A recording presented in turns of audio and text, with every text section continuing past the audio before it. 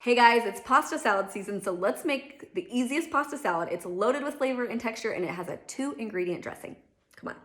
Start by cooking 16 ounces of the pasta of your choice. I went with a mini bow tie, and I thought it was perfect. Then you're going to take 1 English cucumber and dice that into small pieces. You're going to take 21 ounces of tomatoes, grape or cherry, and slice them in half.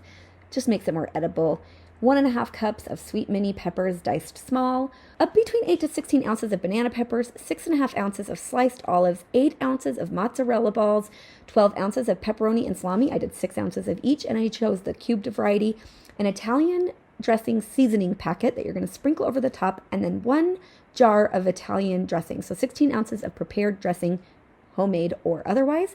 Stir it all together, and you have the perfect pasta salad. I like to garnish it with fresh basil. You can find the complete recipe at easypeasymeals.com. This is the best pasta salad you'll eat all summer. Okay, here it is, all done. So delicious.